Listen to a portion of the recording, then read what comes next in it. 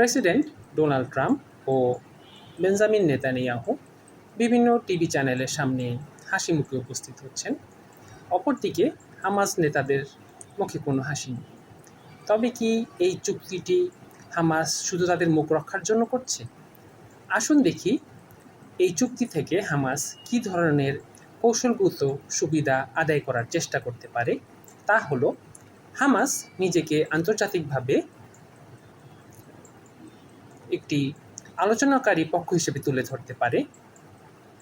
পরের বিষয়টি হচ্ছে, ইসরায়েল কর্তৃক সামরিকভাবে সম্পূর্ণ ধ্বংস হওয়া থেকে নিজেকে রক্ষা করতে পারে। চুক্তিটিকে স্বাগত জানালেও হামাস ইসরায়েলের সৈন্য প্রত্যাহার, শাসন ব্যবস্থা ও আন্তর্জাতিক বাহিনীর ম্যান্ডেট নিয়ে পরিষ্কার ব্যাখ্যা চেয়েছে, যা তার জন্য দর কষাকষির সুযোগ করে দিবে।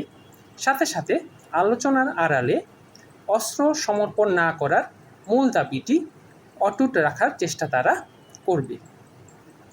বন্দি বিনিময়ের ক্ষেত্রে ফিলিস্তিনি বন্দীদের মুক্তি ও ইসরায়েল সেনা প্রত্যাহারের জন্য গুরুত্বপূর্ণ দাবিগুলো তারা আদায় করার চেষ্টা করতে পারে। যুদ্ধবিরতি ও মানবিক সহায়তা প্রবেশের পথ তৈরি করে দিয়ে জনগণের মধ্যে তাদের সম্বন্ধে ইতিবাচক ভাবমূর্তি ফিরিয়ে আনতে পারে।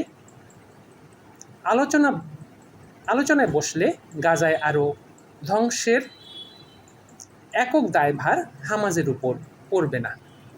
তাই দেখা যায় যে হামাজের এই চুক্তিতে সম্মতি কেবল তাদের মুখ রক্ষা নয়, বরং সামরিক পরাজয় এড়িয়ে টিকে থাকার জন্য একটি রাজনৈতিক কৌশল। ধন্যবাদ।